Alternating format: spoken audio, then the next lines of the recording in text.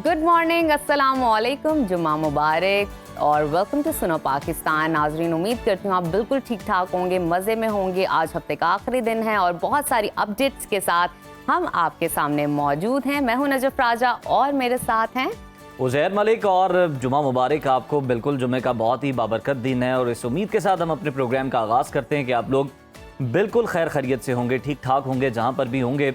सुनो पाकिस्तान की हमेशा से आपको पता है कि कोशिश रही है कि अपने नाज़रीन को हर लम्हा बदलती हुई कौमी और बैनुल अक़वामी सूरत हाल, तबसरों, तज्ज़ियों, हेल्थ टिप्स और दिलचस्प मालूमात से आगाह रखा जाए और आपको हर उस खबर से बाखबर रखा जाए जिसके बारे में आप जानना चाहते हैं, जिसकी तलाश में आप रहते हैं। तो पाकिस्तान में मुहर्रमुल हराम 1447 हिजरी का चांद नजर आ चुका है। आज हिजरी साल का पहला दिन है और यकुम मुहर्रमुल हराम है। 9 मुहर्रमुल हराम 5 जुलाई बरोज़ हफ्ता और यौम आशूर 10 मुहर्रम 6 जुलाई बरोज़ इतवार को होगा। मुहर्रमुल हराम की फजीलत और अहमियत पर हम आगे चलकर प्रोग्राम में मजीद बात करेंगे। आज के शो में और भी बहुत कुछ है, वो भी जानेंगे, वो भी सीखेंगे। और अगर आप इस शो का हिस्सा बनना चाहते हैं तो प्रोग्राम से मुतालिक आप फीडबैक दे सकते हैं हमारे सोशल मीडिया अकाउंट्स पे जाकर। वहाँ पे फॉलो कीजिए, सब्सक्राइब कीजिए और वहाँ पे अपना कमेंट दीजिए। बताइए आपको क्या अच्छा लगा और क्या नहीं अच्छा लगा। इसके साथ साथ अगर कोई सेगमेंट, कोई पार्ट आपको बहुत अच्छा लगता है तो आप अपने दोस्तों और रिश्तेदारों के साथ भी शेयर कर सकते हैं। बिल्कुल जी। और मेरा ख्याल है सबसे पहले जिस तरह से हम अपने प्रोग्राम का आगाज़ करते हैं और हम जिस तरह से देखते हैं, पहले तो हम मौसम के हवाले से बात करते थे, लेकिन बड़ी अहम डेवलपमेंट है वो पहले उसका तस्करा करना ज़्यादा ज़रूरी है। पाकिस्तान जो है उसने, हम देख रहे हैं कि सिफारती महाज पर भी अब एक बड़ी कामयाबी समेट ली है। भारत को एक बार फिर से आलमी फोरम पर मुंह की खाना पड़ी है। चीन में मुनक्किदा शंघाई ताउन तंजीम के वज़ीर दिफा के इजलास में भारत ने हस्बे रिवायत पाकिस्तान के खिलाफ जहर उगलने की कोशिश की और पहलगाम वाक़े को पाकिस्तान से जोड़ने की नाकाम साजिश की, मगर इस बार उसे न सिर्फ जबरदस्त रद्दअमल का सामना करना पड़ा बल्कि पूरी तंजीम ने भारतीय प्रोपेगेंडे को मुस्तरद करते हुए उसे बैनुल अक़वामी फोरम्स पर रुस्वा कर दिया। भारत को झटका उस वक्त शदीद लगा जब मुश्तरका एलामे में भारतीय झूठे बयानिए को न सिर्फ तस्लीम करने से इनकार कर दिया गया बल्कि जाफर एक्सप्रेस पर होने वाले दहशतगर्द हमले की भी शदीद मजम्मत की गई और भारत को बलोचिस्तान में होने वाली दहशतगर्दी और बदअमनी का जिम्मेदार भी ठहरा दिया गया। मुश्तरका इलामिया सामने आया तो भारतीय वजीर दिफा राजनाथ सिंह तिलमिला उठे और हद तो ये हुई कि शिकस्त का सामना करते हुए उनमें इतना भी हौसला ना रहा कि वो इस इलामिये पर दस्तखत कर पाते। भारतीय हठधर्मी के बायस SCO ने मुश्तरका इलामिया जारी ना करने का फैसला किया, लेकिन दुनिया जान चुकी है कि असल मुजरिम कौन है और असल सिफारती कामयाबी किसके हक में आई। और इस इजलास में आपको बताएं तो वज़ीर दिफा ख्वाजा आसिफ साहब ने कश्मीर और फ़लस्तीन जैसे दरीना तनाज़ात के पुरअमन हल पर जोर दिया और दुनिया को ये बावर करवाया कि दहशतगर्दी किसी एक रियासत का मसला नहीं है बल्कि आलमी ख़तरा है जिससे निमटने के लिए तमाम ममालिक को मुश्तरका कोशिशें करना होंगी। चीनी वज़ीर दिफा का दो टूक पैगाम भी भारतीय अज़ाइम के ताबूत में आखिरी कील साबित हुआ। उन्होंने वाशगाफ अल्फाज में ये कहा कि ताकत के ज़ोम में मुब्तला अक़वाम को ये जान लेना चाहिए कि अब दुनिया ताकत, जारहियत और तसल्लुत के दौर से बहुत आगे बढ़ चुकी है। अब बाहमी तरक्की, अमन और ताउन का वक्त है। इस सिफारती कामयाबी के साथ एक और बड़ी पेशरफ्त ये सामने आई है कि आइंदा माह पाकिस्तान अक़वाम मुत्तहिदा की सलामती कौंसिल की सदारत संभालने जा रहा है और पाकिस्तानी मुस्तकिल मंदूब आसिम इफ्तिखार की अक़वाम मुत्तहिदा के, आपको बताएं कि सेक्रेटरी जनरल एंटोनियो गुतरेस से ज़िमन में मुलाकात भी हुई है और हम इस पर भी जो है मज़ीद बातचीत करेंगे। लेकिन आपको ये बताएं कि अगर हम देखें तो वज़ीर दिफा ख्वाजा आसिफ साहब जो हैं, हम देख रहे हैं कि उन्होंने अब भी जो पाकिस्तान का मौक़िफ़ है वो पूरी दुनिया के सामने इस तरह से रखा कि जब ये पहलगाम वाक़या हुआ, क्योंकि उससे पहले जाफर एक्सप्रेस का बड़ा अफसोसनाक वाक़या हुआ जिसकी पूरी दुनिया ने मजम्मत भी की, लेकिन भारत उस पर बात करने से भी कतराता है और उसका जिक्र करना भी कहीं पे मुनासिब नहीं समझता और जितनी कोशिश होती है उस पर पर्दा डालने की करता है। अब भारत को भी बाखूबी मालूम है कि उसके जो हम देखते हैं कि जो पेड यहाँ पर लोग मौजूद हैं, जो दहशतगर्द यहाँ पर मौजूद हैं, जो कि भारतीय तनख्वाह पर ये तमाम तर काम करते हैं, वो इसके अंदर इन्वॉल्व है और भारत जो है वो बाज़ाब्ता तौर पर, बिलवास्ता तौर पर इसके अंदर इन्वॉल्व है, इसलिए इस पर बात नहीं की जाती। लेकिन दूसरी जानिब हम देखते हैं कि जब पहलगाम का वाक़या हुआ तो पाकिस्तान ने ही सबसे पहले ये ऑफ़र किया, हमारे वज़ीर आज़म शहबाज शरीफ ने ये ऑफ़र की कि दहशतगर्दी सारे ममालिक का मसला है सिर्फ भारत का मसला नहीं है और हम तो सबसे ज्यादा मुतासिर हैं। हम तो बिल्कुल। आपको तहकीकात की दावत देते हैं, आए हमारे साथ मिलकर जॉइंट वेंचर करें, मिलकर तहकीकात कर लेते हैं। और जो भी उसकी फाइंडिंग्स होंगी, तो जब भारत से एविडेंस भी मांगा गया तो भी उन्होंने नहीं दिया, क्योंकि था नहीं, ये एक फॉल्स फ्लैग ऑपरेशन था जिसके बारे में ना कोई सबूत था ना कोई बैकग्राउंड था। दो उनका बैकग्राउंड ये जरूर होगा कि पाकिस्तान का जो एक पोर्ट्रे इमेज है वो नेगेटिव पोर्ट्रे किया जाए पूरी दुनिया के सामने, लेकिन हमेशा की तरह भारत नाकाम रहा इसमें भी। बिल्कुल जी, भारत नाकाम रहा और मुंह की खाना पड़ी। और हम देख रहे हैं कि उसके बाद जो डेलीगेशन गए, पाकिस्तान का डेलीगेशन गया जो कि इतना बड़ा नहीं था भारतीय डेलीगेशन के मुकाबले में। पाकिस्तान का जो सिफारती डेलीगेशन था उसकी हमने देखा जो सरबराही कर रहे थे वो बिलावल भुट्टो जरदारी साहब कर रहे थे, जो कि पहले वजीर खारजा भी रह चुके हैं। और इंडिया की तरफ से हमने देखा कि जनाब उन्होंने मोदी साहब ने हुकूमत बीजेपी की है, लेकिन कांग्रेस के रहनुमा को चुना गया, शशि थरूर साहब को चुना गया। एक बहुत बड़ा वफ्द था और फिर हमने देखा जिस तरह आपने भी वो मनाजर देखे होंगे ना कि वो दूसरे ममालिक में गए तो किस तरह से गुनगुना रहे हैं और वहाँ पे शामें जो हैं वो मनाई जा रही हैं। तो उस पर भी बड़ी भारत के अंदर लेदे हुई कि ये गरीब टैक्स पेयर्स का पैसा है, लेकिन इससे साबित ही होता है, उनकी सीरियसनेस साबित होती है कि वो कर कुछ नहीं सके। और फिर पाकिस्तान ने दिफाई महाज पे तो कामयाबी समेट ही ली थी, सिफारती महाज पर पाकिस्तान ने बड़ी फिर जो है वो कामयाबी समेटी, पूरी दुनिया को जो है अपना मौकिफ बयान किया। और अब हम देख रहे हैं कि एससीओ के अंदर भी उसी का ये नतीजा है, उसी का समर है कि पूरी दुनिया हमारे मौकिफ के साथ खड़ी है। बात कर लेते हैं इसी सारे मामले पर। साबिक सिफारतकार नायला चौहान साहिबा हमारे साथ मौजूद हैं। नायला साहिबा, good morning and welcome to Suno Pakistan. हम देख रहे हैं कि एससीओ इजलास में पाकिस्तान को बड़ी कामयाबी मिली और भारत की तमाम साजिशें नाकाम हो गई हैं। एससीओ ने भारतीय प्रोपेगेंडे को भी मुस्तरद किया और साथ ही दहशतगर्दी जो कि भारत की जानिब से की जाती है उसको बेनकाब किया। आप पाकिस्तान की से कितनी बड़ी कामयाबी तस्वुर करते हैं? पाकिस्तान के लिए भी बहुत बड़ी कामयाबी थी और हिंदुस्तान के मुंह पे एक और चपेट थी। उन्होंने कोशिश की कि वहाँ पे जाके जो उनका नैरेटिव आप बता रहे हैं शशि थरूर नहीं कर सके और ये नहीं कर सके, इन्होंने सोचा कि ये एससीओ के प्लेटफॉर्म पे ये करेंगे। अव्वल तो ये एससीओ के प्लेटफॉर्म के मैंडेट के खिलाफ है कि मेंबर कंट्रीज एक दूसरे के ऊपर उंगलियां उठाएं, जो कि भारत का जो था वो मतलब एक बदनीयती थी। और वो चाहते थे कि पाकिस्तान के पहलगाम में टेररिज्म के ऊपर इल्ज़ाम जो है उनका, उसे उनके डॉक्यूमेंट में डाल दें, जो कि दुनिया में किसी मुल्क में माना नहीं। और हमने जो बलूचिस्तान में जो हो रहा है उसमें हमने टेररिज्म के खिलाफ जो कहा वो उस डॉक्यूमेंट में शामिल हो गया। तो दोनों तरीके से हिंदुस्तान को बहुत मार पिटी और वो फिर शर्मिंदा होकर उन्होंने कहा मैं साइन ही नहीं करता। वो जैसे बच्चा नालायक हो तो कहते ना मैं खेलूंगा नहीं, वो भी मैं खेलूंगा नहीं, उन्होंने साइन करने से इनकार कर दिया। लेकिन उससे हकीकत नहीं बदलती। जो हकीकत है कि भारत दहशतगर्दी का स्टेट स्पॉन्सर है और पाकिस्तान विक्टिम है। और हमने सारे देखिए पहलगाम में भी हम बिल्कुल एग्रेसर्स नहीं थे, उन्होंने हम पे हमला किया था, हमने नहीं किया था। अच्छा नायला साहिबा, मैं आपसे जानना चाहूंगी कि भारतीय वजीर दिफा ने हरदर्मी का मुजाहरा करते हुए मुश्तरका इल्लामिये पर दस्तखत नहीं किया, जैसे कि अभी भी आपने एक्सप्लेन किया, जो एक बदख्वासी की कहा जाता है, इलामत समझा जाता है। इल्लामिये पर दस्तखत ना करना, इसके भारत पर आलमी सतह पर किस तरह के असरात मुरतब होंगे, बताइएगा। देखिए वो दस्तखत करें या ना करें, दुनिया ने तो वो डॉक्यूमेंट बना लिया और वो ऑब्वियसली कंसेंसस के बगैर अडॉप्ट नहीं हो सकता। लेकिन जो दुनिया का मौकफ है वो एक दुनिया का वो अपनी रविश पे चलाएंगे और वो भी बेबुनियाद, वो तो नहीं होगा।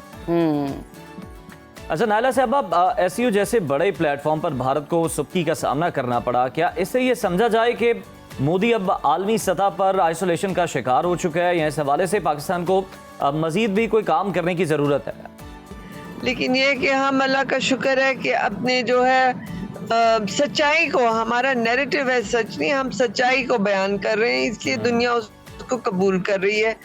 और हमें अपनी जो है नेक नियति को रखना चाहिए।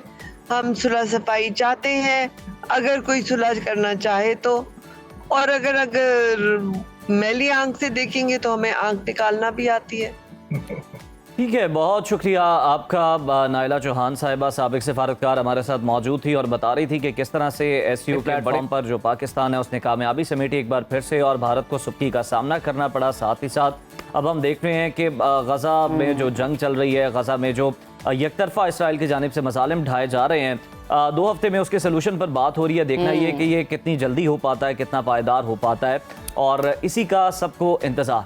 बिल्कुल, और प्रोग्राम का सिलसिला आगे बढ़ाते हैं और आपके साथ एक इन्फॉर्मेशन शेयर करते हैं। अक्सर एक चीज़ है जो हम अक्सर यूज़ करते हैं, आप भी यूज़ करते होंगे, मैं भी बहुत ज़्यादा करती हूँ। हमें से अक्सर लोग एटीएम का इस्तेमाल बहुत ज़्यादा करते हैं, लेकिन बहुत सारे लोगों को नहीं पता होगा कि एटीएम की एब्रीवेशन क्या है। क्या आपको पता है?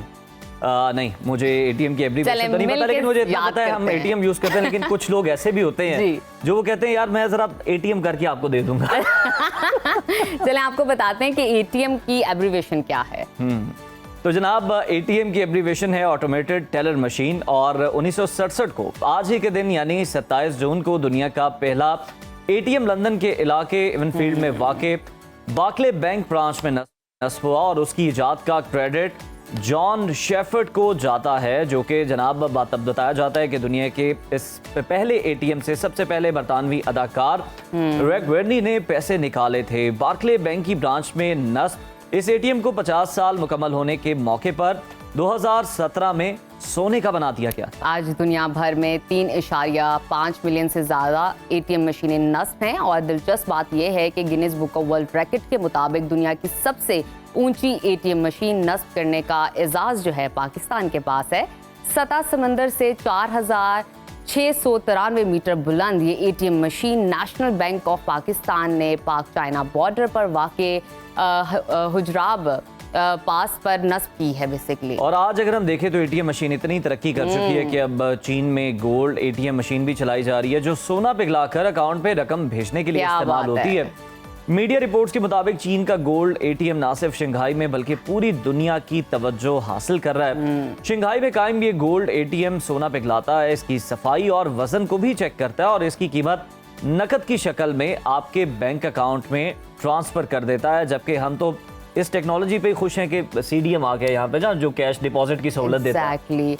तो जनाब, ये थी आज की इंफॉर्मेशन, और 27 जून 1967 से अब तक की कहानी ये थी जो अभी हमने आपको एक्सप्लेन की। अब देखना ये है कि ऑटोमेटेड टेलर मशीन कितनी मजीद आगे तब्दील होती है, इसमें इनोवेशन आती है, क्योंकि एआई और इंटेलिजेंस डे बाय डे बढ़ रही है, और मॉडर्न वर्ल्ड में हम आज हर दिन एक नया इंफॉर्मेशन आ रही है, नई एप्लीकेशन आ रही है, नई अपडेट आ रही है। तो देखना है मजीद हम आगे कहाँ तक बिल्कुल, दुनिया में तो बहुत कुछ आ रही है, लेकिन हमारे पास जरा लेट आती है, जो कि अफसोस का मकाम है, और इस पर गौर करने की भी जरूरत है। नाज़रीन, हर साल 27 जून को ऐसे लोगों से मंसूब किया जाता है जिनकी दुनिया खामोश भी है और बेरंग भी।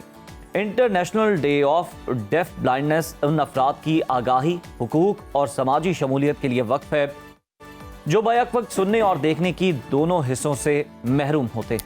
ये दिन 27 जून को इसलिए मनाया जाता है क्योंकि ये नाबीना और समाज से महरूम अमरीकी मुसन्निफा हेलन केलर का यौम पैदाइश है। सिर्फ 19 माह की उम्र में बनाई और समाज से महरूम हो जाने की वाली जो बेसिकली हेलन थी, अपनी उस्ताद एनी सुलिवन की रहनुमाई में दुनिया की बहुत सारी उन्होंने ज़ुबानें सीखी, जो कि कान और देखने के बगैर आप सीख सकते हैं। वो ना सिर्फ ग्रेजुएट होने वाली दुनिया की पहली डेफ ब्लाइंड शख्सियत बनी, बल्कि एक मुसन्निफा थी, मुकर्रर थी, और इंसानी हकूक़ को उन्होंने एक बुलंद आवाज़ की, इंसानी हकूक़ पे बहुत सारी बातचीत की उन्होंने। दुनिया भर में इस वक्त 20 लाख से ज़्यादा अफराद ऐसे हैं जो मुख्तलिफ सतह पर डेफ ब्लाइंडनेस का शिकार हैं, जिनमें अगर हम देखें तो लाखों का ताल्लुक उन तरक्की पजीर ममालिक से है जहाँ तालीम, इलाज और सहूलियात की शदीद कमी है। माहिरीन का मानना है कि मुनासिब सपोर्ट, तालीम और रहनुमाई मिल जाए तो ये अफराद भी बावकार ज़िंदगी गुजार सकते हैं, हत्ता के मुख्तलिफ शोबों में कामयाबी के झंडे गाड़ सकते हैं, जैसा कि हेलन केलर ने किया अपनी ज़िंदगी के अंदर। और बताना आपको ये मकसूद है कि अगर वो सुनने और इस तरह की हिस्स से महरूम हैं, लेकिन आपके पास ये हिस्स मौजूद हैं, आप उनके दुख दर्द को सुने, समझें, और जो उनके लिए हो सकता है वो आप ला सकते हैं। और अल्लाह का शुक्र अदा करें कि आपके पास सारे हिस्से मौजूद हैं। अल्लाह ताला की सारी नेमतें आपके पास हैं, उनका इस्तेमाल कीजिए, अपने मुल्क के लिए, अपने लिए, इंसानियत के लिए काम कीजिए। और इसी के साथ लेते हैं एक छोटी सी ब्रेक। आपने कहीं नहीं जाना, देखते रहिए सुनो Pakistan. Welcome back to Suno Pakistan. नाजरीन, गर्मी के मौसम में हम देखते हैं गली मोहल्लों में जूस की रेहड़ियाँ लगना शुरू हो जाती हैं, बहुत सारे ठेले लग रहे होते हैं, मार्केट में डब्बे वाले जूस की जो फ़रोख्त है वो भी अच्छी खासी बढ़ जाती है। ऐसे मौसम में हर कोई ठंडा और मीठा जूस पीना तो चाहता है, लेकिन सवाल ये है कि क्या हम जो पी रहे हैं, जो इंटेक कर रहे हैं, वो वाकई हमारी प्यास बुझा रहा है या फिर खामोशी से हमारी सेहत के लिए खतरा बन रहा है। तहकीक बताती है कि अक्सर रेडियो पे मिलने वाले जूस या शरबत को मीठा बनाने के लिए इसमें चीनी की बजाय स्क्रीन शामिल की जाती है, जो इंसानी सेहत को फ़ायदा पहुंचाने की बजाय बहुत सी बीमारियों में मुब्तला कर देती है। इसके अलावा डब्बे में मिलने वाले जूस का ज़्यादा इस्तेमाल भी बहुत सारे मसाइल से दो चार करता है हमें। तो आज के हेल्थ सेगमेंट में हम यही जानने की कोशिश करेंगे कि गर्मी के मौसम में कौन सा मशरूब आपके लिए फ़ायदेमंद है और क्या डब्बे वाला जूस बाकी सेहत के लिए बेहतर है, और ये स्क्रीन किस बला का नाम है, किस चीज़ से ये तैयार होती है, और अगर नुकसानदेह है तो फिर इसको इस्तेमाल क्यों किया जाता है, बैन क्यों नहीं कर दिया जाता। इन तमाम सवालात के जवाब जानने के लिए आज हमारे साथ मौजूद हैं नेचुरोपैथी के डॉक्टर हैं जमील महारवी साहब। डॉक्टर साहब, welcome to Suno Pakistan. Doctor साहब, सबसे पहले तो हम आपसे जानना चाहेंगे कि ये स्क्रीन किस बला का नाम है, किस चीज़ से तैयार होती है, इसका असल इस्तेमाल क्या है? बहुत शुक्रिया जी, सबसे पहले तो कि आपने मुझे यहाँ पे दावत दी और टाइम दिया। असल चीज़ ये है कि स्क्रीन जो है ये किसी दौर में जब हमारा बचपन था और हम स्कूल वगैरह पढ़ते थे जी, तो अक्सर बस स्टॉप के ऊपर रेडियो पे ये लिखा होता था, स्कंजबीन बेचा करते थे उस दौर में लोग, तो एक बैनर लगा होता था। उस दौर में फ्लैक्स नहीं थी, बैनर का दौर था, तो बैनर के ऊपर किसी पेंटर ने उसने लिखवा के लिखा होता था, उस पर लिखा होता था कि खालिस चीनी से तैयार शुदा, स्क्रीन से पाक, स्क्रीन से पाक। स्क्रीन साबित करने वाले को 5,000 रुपया इनाम। उस दौर में 5,000 सब बिग अमाउंट, यानी वो दौर था। बिल्कुल। अच्छा, वही स्क्रीन जो थी वो क्या करती थी कि जैसे ही आप लेते हैं, इनटेक करते हैं, तो आपका सर में दर्द, शदीद दर्द, बुखार आ सकता है, गला ख़राब होता है, और उसके बाद वॉमिटिंग, नौजिया, और उसके बाद लूज मोशन, और इस तरह की पोजीशन जो है ना वो ख़राब करती थी। अच्छा, एक वक्त आया कि वो वहाँ से तो खैर आहिस्ता आहिस्ता हम एजुकेट हुए और हमने करना छोड़ दिया, लेकिन आज आपको पता है कि हाँ, आप उस स्क्रीन को कहाँ कहाँ देखते हैं। जितने डाइट फ्री चीज़ें हैं, लाइक दैट आपके जितने भी ड्रिंक्स हैं, कोल्ड ड्रिंक्स जिसको हम कहते हैं ना, ये शुगर फ्री हैं, वो सारे वो उसमें स्क्रीन है। जितनी आपकी मिठाइयाँ हैं शुगर फ्री, वो सारा स्क्रीन के साथ है। उसके बाद आप यहाँ तक नहीं काम रुका, इसने फैलाया अपने आप को, नेटवर्क फैलाया, वो रेडियो से निकल आए, हम वहाँ से एजुकेट हो गए।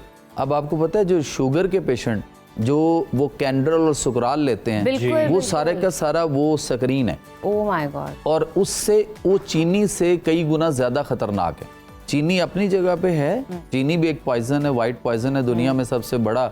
इस वक्त अगर हम कहें ना कि मंशियात टाइप की बात करें, तो उनमें सबसे ज़्यादा जो दुनिया में इस्तेमाल हो रही है वो चीनी है, और चीनी से बेशुमार मसाइल हैं। और ऊपर से ये जो सुकराल, कैंड्रल और इस तरह की चीज़ें, और शुगर फ्री, मतलब जितने पेशेंट्स हैं कोई भी, वो ये बड़ा लाइक करते हैं। और हमारे यंगस्टर इस वक्त कहते हैं, मैंने पूछा किसी को आपको शुगर है, नहीं, लेकिन वो मोटापा ना आ जाए मैं इसलिए डाइट फ्री, मतलब इस तरह की ये कोल्ड ड्रिंक्स लेते हैं। तो भाई वो उसने गुर्दे फेल करने ही करने हैं। 20 लाख पाकिस्तानियों के गुर्दे एक साल में ख़राब हो रहे हैं।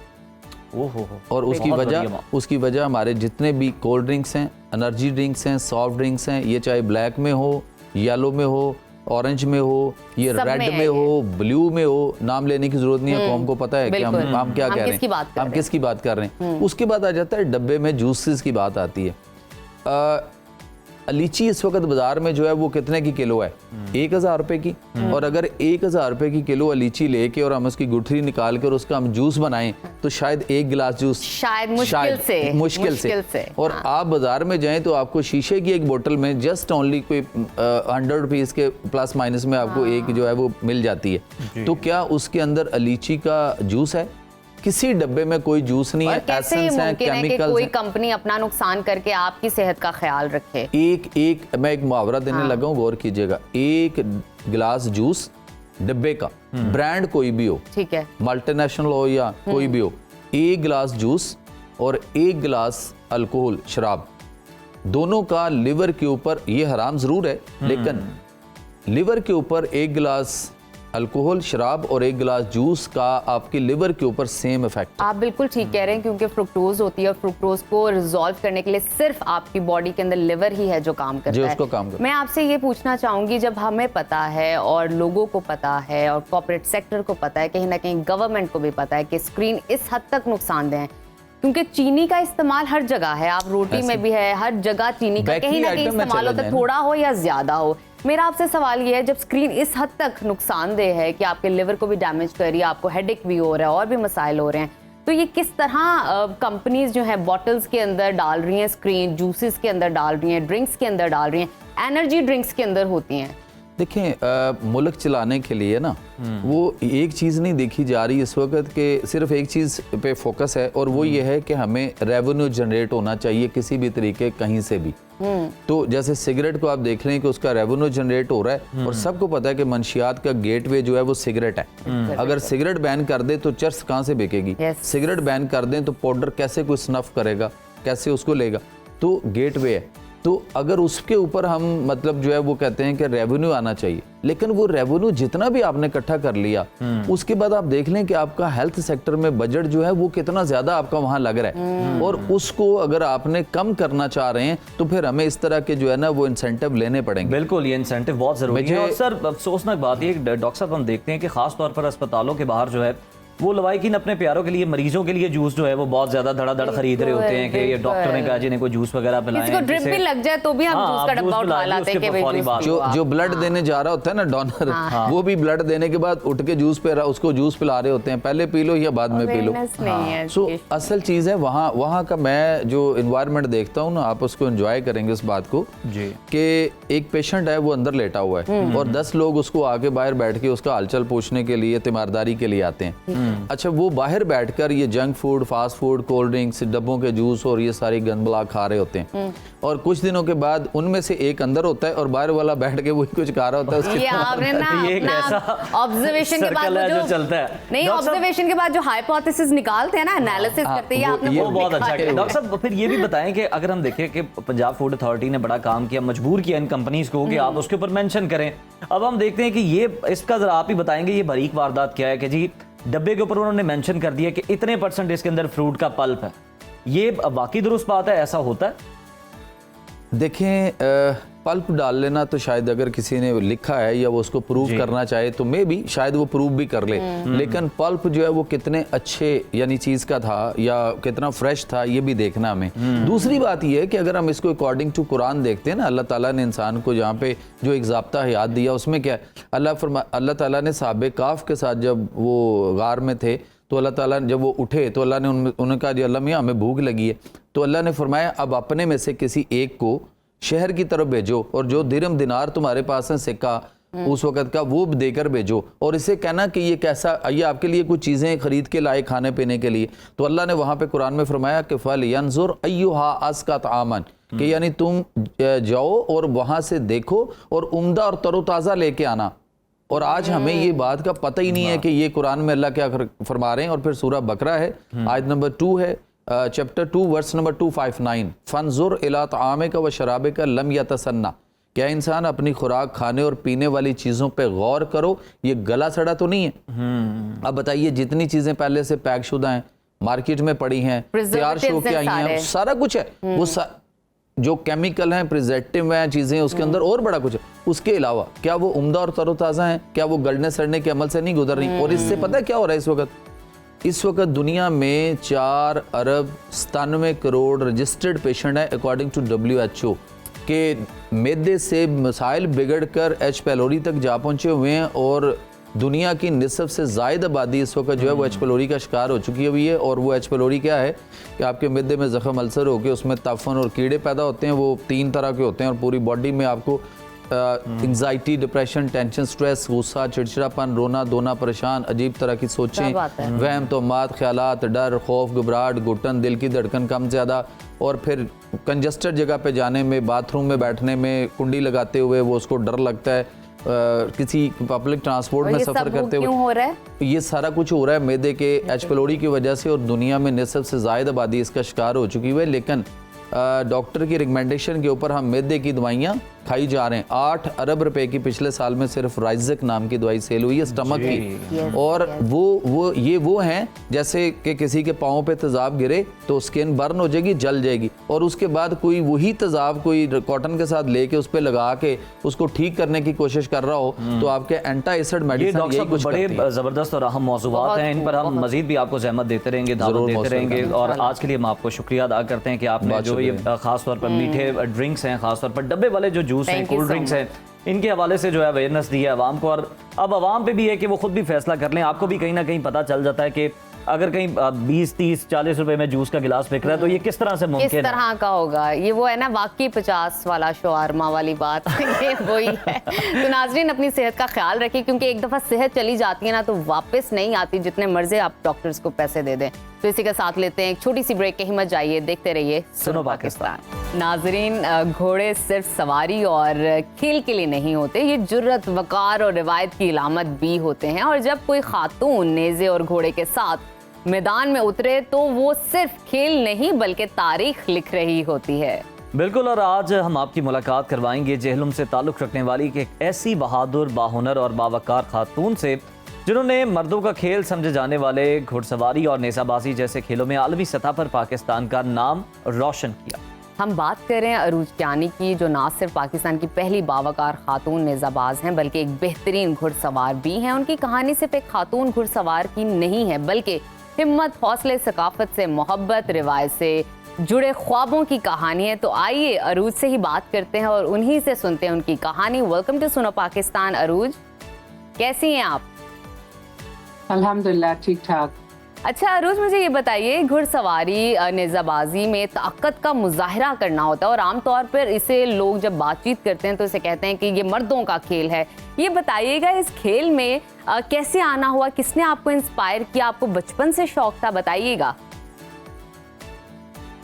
ये शौक घोड़ों से शुरू हुआ, खेल से। खेल तो बाद में आता है। आई थिंक घुड़सवारी का जब शौक हो जाता है तो वहीं से ही खेल का जुनून भी शुरू होता है। तो ये जो शौक था इस खेल का, वो घोड़ों से प्यार, घोड़ों से मोहब्बत, उनके साथ चैलेंजेस नए एक्सेप्ट करना। उसके बाद मैं बहुत अरसा मुल्क से बाहर थी, तो जब मैं वापस आई तो ऑफ कोर्स मुझे मैं हमेशा से बहुत ज़्यादा अपने कल्चर और अपने मुल्क और उसकी सकाफत से करीब थी। तो मैं कुछ ऐसा करना चाहती थी जो पाकिस्तान का अक्स हो, चाहे वो जो भी शौक हो। तो वो घुड़सवारी में सबसे करीबी चीज़ जो थी वो नेज़ाबाजी थी। तो मेरे वालिद की रिकमेंडेशन भी थी, तो फिर उसके बाद मैंने ट्राई की और फिर बहुत मुझे उसमें शौक। बिल्कुल, बड़ा ज़बरदस्त काम है और लगता है नेज़ाबाजी ने आपको चुना है। अरूज, हमें ये बताएं कि घुड़सवारी और नेज़ाबाजी सीखने के मराहिल क्या होते हैं, और अगर कोई ये सीखना चाहता है तो आप उसे किस तरह से गाइड करेंगी? तो आगाज़ वो कहाँ से करे और किस किस चीज़ से जो है तरबियत लेनी पड़ती है? जी, जितना मेरा थोड़ा सा एक्सपीरियंस है घुड़सवारी और नेज़ाबाजी में, उसमें मैंने जो एक चीज़ रियलाइज़ की है कि घुड़सवारी का कोई भी खेल हो तो उसमें सबसे पहले सवार की टेक्निकलिटीज़ देखी जाती है। स्पेशली जो हमारे जितने पुराने खिलाड़ी हैं वो किला उठाने से इतने इम्प्रेस नहीं होते जितना वो देखते हैं कि घुड़सवार जो है वो घोड़े को कैसे हैंडल कर रहा है, अपने पोस्चर को कैसे हैंडल कर रहा है। तो मेरा जो एक एडवाइस सारे यंगस्टर्स को होगा वो ये होगा कि घुड़सवारी पे ज़्यादा टाइम लगाएं ताकि आप एक बहुत अच्छे, कहते हैं ना, सॉलिड राइडर बन सकें। तो फिर जो लोग हैं फील्ड में वो भी आपको सीरियस लेते हैं। तो घुड़सवारी में ज़्यादा टाइम लगाएं, प्रोफेशनल ट्रेनर ढूंढने की कोशिश करें, सीधा नेज़ाबाजी की ट्रेनर की तरफ ना जाए, पहले घुड़सवार का ट्रेनर रखें। मैंने खुद 2 साल घुड़सवारी की थी, पहले उसकी ट्रेनिंग की थी और फिर मैं नेज़ाबाजी की तरफ आई थी। बिल्कुल ठीक है अरूज, मैं समझती हूँ ये जो सवाल अभी मैं आपसे करने वाली हूँ बहुत वैलिड है और आप ही से पूछना चाहिए क्योंकि आप बेहतर अंदाज में इसका जवाब दे सकती हैं। आपके ख्याल में एक खातून के लिए इस खेल में आना कितना मुश्किल है, और अगर वो आ जाती है तो उसे किस तरह के चैलेंजेस का सामना करना पड़ता है आते हुए भी और उसमें अचीवमेंट हासिल करते हुए, स्ट्रगल करते हुए? देखिए, जहाँ तक कैपेबिलिटी, एबिलिटी की बात आती है तो जैसे यूके में 90% औरतें ही इक्वेस्ट्रियंस है। तो वो तो मेरे लिए मेंटल ब्लॉक तो नहीं था कि एक औरत होने के नाते मैं शायद ये खेल ना खेल सकूं या ये मैं काम ना कर सकूं। हाँ, हाउएवर हमारे मुल्क में नज़रिया थोड़ा फ़र्क था। तो उसमें जो सबसे बड़ा चैलेंज मुझे ये आया था कि मुझे एक अच्छा सीरियस ट्रेनर ढूंढने में बहुत टाइम लगा था जो एक औरत को एक प्रोफेशनल खिलाड़ी बनाने में इंटरेस्टेड हो। क्योंकि अभी तक जो कल्चर और ट्रेडिशन हमारे यहाँ आ रहा था वो ये आ रहा था कि जी औरतें लेजर राइड करती हैं, हॉर्स राइडिंग आती हैं सिर्फ एज अ हॉबी या इंजॉय करने। तो वो मेरा सबसे बड़ा चैलेंज था। उसमें मैं बहुत लकी थी कि मेरे जो अपनी टीम के कप्तान हैं, जिनकी टीम के लिए मैं खेलती हूँ, कासिम अहमद खान साहब, ही उनके पास बहुत ज़्यादा एक्सपीरियंस भी था और वो कोई चौथी पांचवी जनरेशन भी थे घुड़सवारी में। तो उन्होंने मुझे काफ़ी सीरियस लेके और स्पोर्ट्स के हिसाब से फिर ट्रेनिंग दी। अरूज, अब हम देख रहे हैं कि आप भी इसको खेल को बड़ा सीरियस ले रही हैं और इसको नई बुलंदियों तक लेके जाना चाहती हैं। अब हम देख रहे हैं कि आप इवेंट्स भी ऑर्गेनाइज करवा रही हैं। हमें ये बताएं कि जो गवर्नमेंट है वो आपको इसमें कितना सपोर्ट करती है, लोग किस कदर दिलचस्पी का इजहार करते हैं? देखिए जी, अभी जो पाकिस्तान की हिस्ट्री में एक औरत ने पहला मेला करवाया, मेरा मेला था जेलम में, मेरे इलाके में।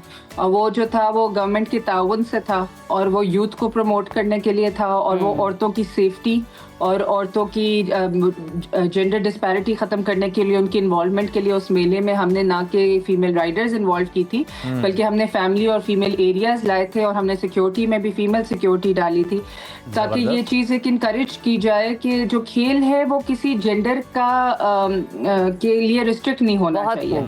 तो गवर्नमेंट ने इस नज़रिए को प्रमोट करने के लिए मेरे साथ फुल ताउन किया और अल्हम्दुलिल्लाह हमारा इवेंट बहुत सक्सेसफुल रहा और मैं उम्मीद करती हूँ कि फ्यूचर में भी हम इसको और आगे बढ़ा सकें। अरूज, आपसे ये जानना चाह रहे हैं कि इस खेल के लिए ज़हनी यकसुई भी जो है वो भी बड़ी ज़रूरी है जिस्मानी फिटनेस के साथ साथ, तो ये तवाज़ुन, ये बैलेंस कैसे कायम किया जाता है? ये जी डिसिप्लिन से, आई थिंक किसी भी फिटनेस की रिजीम आपने फॉलो करनी हो तो आपका डिसिप्लिन बहुत ज़रूरी है और आपने स्टेमिना बढ़ाना होता है। ठीक है। घुड़सवारी पर्टिकुलरली जो लड़कियों को मुश्किल भी लगती है, वो इसलिए लगती है क्योंकि जो पहले साल मेरी सारी डांट थी घुड़सवारी सीखने में वो ये थी कि टांगों में जान डालो। उसके लिए फिर मैंने एक्चुअली फिर फिटनेस ट्रेनर हायर किया था, लेग वर्क बहुत हुआ था, क्लीन ईटिंग होती थी, अर्ली मॉर्निंग क्लासेस होती थी और 6 घोड़े फेरते थे तो वो काफ़ी एग्जॉस्टिंग होता था, लेकिन वो ब्रेथ वर्क बिल्डअप करना, वो मसल्स बिल्डअप करना, सबकी ज़रूरत होती है और ये हर स्पोर्ट में इसकी ज़रूरत होती है कि आप डिसिप्लिन करके अपने बॉडी को एक एंड्योरेंस पे लेके आए। जी अरूज, मैं आपसे मजीद ये जानना चाहती हूँ कि अभी कुछ देर पहले आप खुद भी बात कर रही थी कि इस खेल को सीखने के लिए और उसमें महारत हासिल करने के लिए आपका घोड़े के साथ वक्त गुजारना और घुड़सवारी प्रॉपर तरीके से, बैलेंस तरीके से पहले सीखना बहुत ज़रूरी है। तो ऑब्वियसली आपको कमांड है इस खेल के अंदर। मुझे ये बताइए, आप घोड़े के साथ कितना वक्त गुजारती हैं और आपने कितना वक्त गुजारा हुआ है उसके साथ और क्या रिश्ता है? आपकी आवाज़ बहुत कट रही है। आप मुझसे गालिबन पूछ रही हैं कि घोड़े के साथ मेरा कितना प्यार और ताल्लुक है? जी बिल्कुल। घोड़े का और मेरा रिश्ता तो बहुत गहरा है और घोड़े को मैंने खेल के लिए अप्रोच ही नहीं किया था, मैंने अपने लिए अप्रोच किया था क्योंकि बहुत सी साइंटिफिक रिसर्च भी है जिसके हिसाब से दुनिया भर में इक्वाइन थेरेपी होती है। वो ये होती है कि घोड़ा बहुत ही पुरसकून जानवर है और वो एक किस्म की एंटीडोट आपको फ्रीक्वेंसीज देता है। तो पूरी दुनिया में इसका एंजाइटी, डिप्रेशन, हर चीज़ का इलाज जो है उसमें के लिए इक्वाइन थेरेपी इनकरेज करते हैं क्योंकि वो जो अल्लाह की तरफ से, कुदरत की तरफ से घोड़ा जो है वो एक पुरसकून किस्म का जानवर है जो काफ़ी एतमाद देता है अपने अंदर। लोग उसको उल्टा समझते हैं क्योंकि वो एक बहुत बड़ा और ताकतवर जानवर है तो उससे वो डरते हैं, लेकिन एक दफ़ा अगर आप घोड़े को पहचान ले, जो कि मेरी एक राय हमेशा यहाँ पे रही है। बिल्कुल ठीक। और इसी तरह की जो ख़वातीन होती हैं अरूज जैसी, वो दूसरी ख़वातीन को भी इंस्पायर करती हैं। बाखिदमत ख़वातीन जो हैं मुल्क का नाम भी रोशन करती हैं और अपना मकाम भी खुद बनाती हैं। तो इसी के साथ लेते हैं एक छोटी सी ब्रेक। आपने कहीं नहीं जाना, देखते रहिए सुनो Pakistan. Welcome back to Suno Pakistan. नाज़रीन, अब वक्त हुआ है वेदर अपडेट्स का और मुल्क में मौसम की सूरत हाल से आपको आगाह करते हैं कि किन किन इलाकों में कौन कौन सा दर्जा हरारत चल रहा है। तो आइए।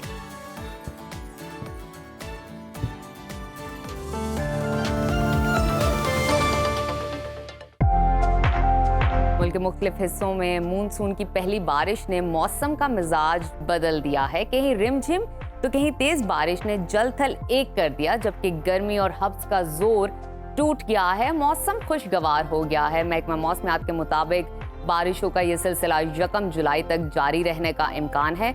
मुख्तलिफ शहरों में मौसम की क्या सूरत हाल है, आइए जानते हैं। सबसे पहले जिक्र करते हैं गिलगित बल्तिस्तान का,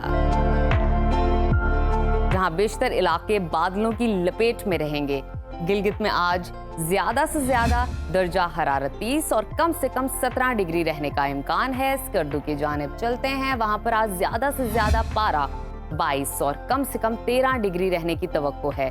महकमा मौसमियात के मुताबिक आइंदा 24 घंटों के दौरान गिलगित बल्तिस्तान में चंद मकामात पर बारिश मुतवक्के है। और अब नजर डालते हैं आजाद कश्मीर के मौसम पर, जहां मतला अबर आलूद रहेगा, कहीं हल्की और कहीं मूसलाधार बारिश हो सकती है। मुजफ्फराबाद में आज ज्यादा से ज्यादा दर्जा हरारत 31 और कम से कम 23 डिग्री रहने का इम्कान है। श्रीनगर की जानिब चलते हैं, वहां पर आज ज्यादा से ज्यादा पारा 31 और कम से कम 25 डिग्री रहने की तवक्को है। महकमा मौसमियात ने आइंदा 24 घंटों के दौरान अक्सर मकामात पर तेज हवाओं और गरज चमक के साथ मूसलाधार बारिश की पेशगोई की है। और अब आपके साथ शेयर करते हैं खैबर पख्तूनख्वा का मौसम, जहां मुख्तलिफ इलाकों में बादलों का बसेरा रहेगा। पेशावर में आज ज्यादा से ज्यादा दर्जा हरारत 37 और कम से कम 27 डिग्री रहने का इम्कान है। सवात की जानिब चलते हैं, जिसको पाकिस्तान का स्विट्जरलैंड कहा जाता है, वहां पर ज्यादा से ज्यादा पारा 25 और कम से कम 14 डिग्री रहने की तवक्को है। महकमा मौसमियात के मुताबिक आइंदा 24 घंटों के दौरान पेशावर, चारसदा, मर्दान, मालाकंड, कोहाट, शांगला, बटग्राम समेत दीगर इलाकों में बारिश मुतवक्के है, जबकि चित्राल, सवात, कोहिस्तान, मानसहरा और एबटाबाद में लैंडस्लाइडिंग का खदशा है। और अब जिक्र करते हैं 5 दरियाओं की धरती पंजाब का, जहां मुख्तलिफ इलाकों में बारिशों का सिलसिला जारी है। लाहौर समेत कई शहरों में बारिश के बाद मौसम खुशगवार हो गया है। सूबाई दारुल हुकूमत लाहौर का दर्जा हरारत आज ज्यादा से ज्यादा 34 और कम से कम 27 डिग्री रहने का इम्कान है। वफाकी दारुल हुकूमत इस्लामाबाद में आज ज्यादा से ज्यादा पारा 34 और कम से कम 26 डिग्री रहने की तवक्को है। मुल्तान की जानिब चलते हैं, वहां पर आज ज्यादा से ज्यादा टेम्परेचर 35 और कम से कम 29 डिग्री रहने का इम्कान है। महकमा मौसमियात ने आइंदा 24 घंटों के दौरान अक्सर इलाकों में तेज हवाओं के साथ मूसलाधार बारिश का इम्कान जाहिर किया है, जबकि लाहौर, रावलपिंडी, गुजरांवाला, मुल्तान, बहावलपुर, रहीम यार खान की शहरी इलाकों में सैलाबी सूरत हाल का खदशा है। और अब सुबह बलोचिस्तान का मौसम आपके साथ शेयर करते हैं, जहां बेशतर अजला में मतला जुज़वी अबर आलूद रहेगा। कोयटा का दर्जा हरारत आज ज्यादा से ज्यादा 36 और कम से कम 20 डिग्री रहने का इम्कान है। महकमा मौसमियात के मुताबिक आइंदा 24 घंटों के दौरान जोब, मूसाखेल, कोहलू, बारखान, जियारत, लोरालाई, सिब्बी, कल्लात और खुजदार में और गिरदो नवाह में कहीं हल्की और कहीं तेज बारिश हो सकती है। और आखिर में शेयर करते हैं सुबह सिंध का मौसम, जहां बेशतर अजला में मतला जुज़वी अबर आलूद रहेगा। कराची में भी रात के गरज चमक के साथ बारिश हुई, जिसके बाद शहर का ज्यादा से ज्यादा दर्जा हरारत 35 और कम से कम 28 डिग्री रहने का इम्कान है। हैदराबाद की जानिब चलते हैं, वहां पर आज ज्यादा से ज्यादा पारा 36 और कम से कम 27 डिग्री रहने की तवक्को है। महकमा मौसमियात ने आइंदा 24 घंटों के दौरान बेशतर इलाकों में बारिश का इम्कान जाहिर किया है, जबकि कराची, हैदराबाद, ठट्टा, सजावल, जामशोरो, नवाबशाह, लाड़काना के शहरी इलाकों में सैलाबी सूरत हाल का खदशा है।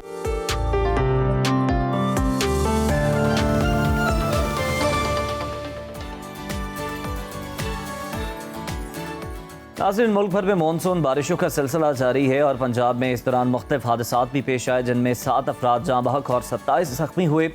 NDMA के मुताबिक आइंदा 24 से 48 घंटों के दौरान मुल्क के मुख्तलिफ इलाकों में मूसलाधार बारिश, सैलाब और लैंड स्लाइडिंग का खदशा है।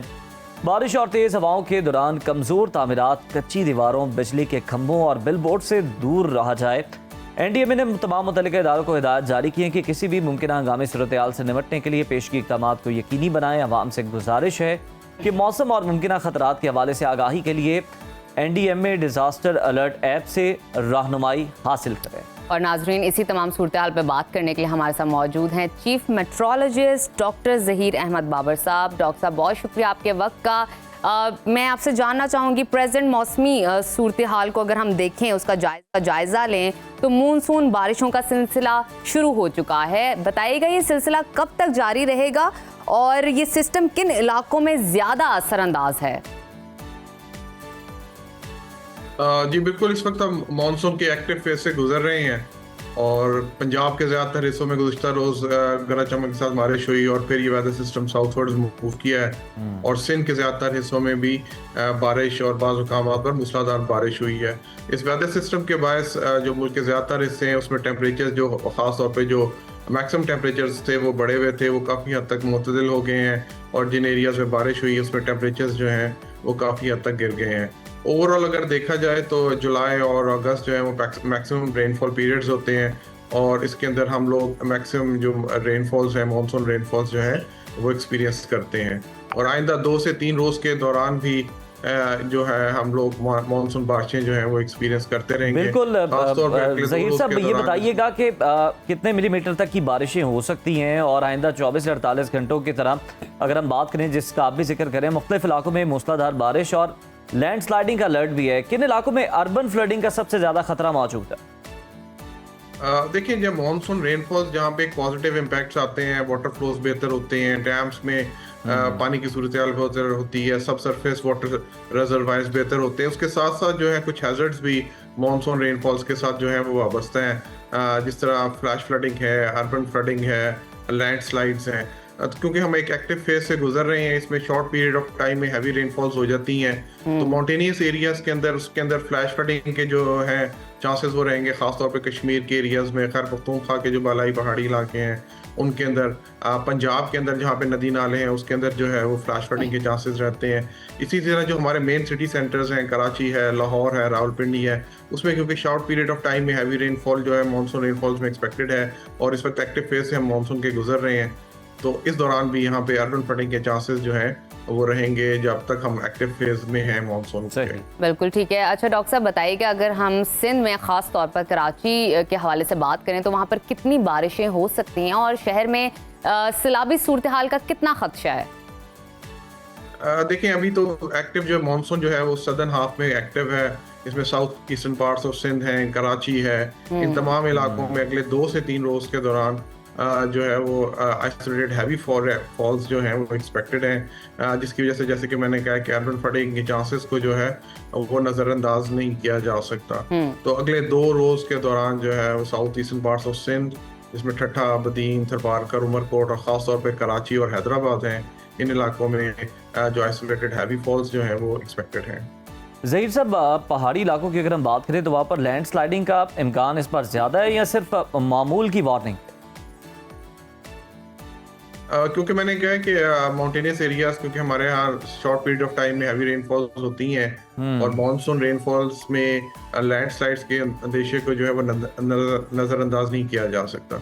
तो ओवरऑल क्योंकि हम एक एक्टिव फेज ऑफ मानसून से गुजर रहे हैं, तो इसके बायस हमें इनकी चीज़ों को खासतौर पर लैंडस्लाइड्स, फ्लैश फ्लडिंग और खासतौर पर जो हिल टॉरेंट्स हैं उनके अंदर, क्योंकि शॉर्ट पीरियड ऑफ टाइम में हैवी रेनफॉल होती है तो फ्लोज जो है वो अचानक इंक्रीज कर जाते हैं। तो ये तमाम चीज़ें जो हैजर्ड्स हैं इनको हमें मज़रूर मद्देनजर रखना चाहिए। सही, बिल्कुल ठीक है। अच्छा डॉक्टर साहब, आप बड़े कीनली ऑब्जर्व कर रहे होंगे चीज़ों को। अभी मौजूदा बारिशें जो हैं इनके हवाले से अगर हम बात करें तो ये बारिशें ज़रूरी शोबे पर मस्बत असर डालेंगी या नुकसान का खदशा है? बिल्कुल, खास एक तो ये है कि अपने आप को जो वेदर फोरकास्ट है उसके हवाले से अपने आप को आगाह रखें। डिजास्टर मैनेजमेंट अथॉरिटीज, जो चाहे वो नेशनल डिजास्टर मैनेजमेंट अथॉरिटी हो या प्रोविंशियल डिजास्टर मैनेजमेंट अथॉरिटीज हैं, हेल्थ डिपार्टमेंट्स हैं, लोकल गवर्नमेंट्स हैं, वो गाय बगाए जो हैं वो अलर्ट्स वगैरह इशू करते रहते हैं, प्रिकॉशनरी मेजर्स बताते रहते हैं। तो उन मेजर्स को आप ज़रूर मद्देनज़र रखें। जब ट्रैवल करने लगे, जब हैवी रेनफॉल हो तो एहतियात से ड्राइव करें, जो इलेक्ट्रिसिटी के पोल्स वगैरह हैं उनसे दूर रहें।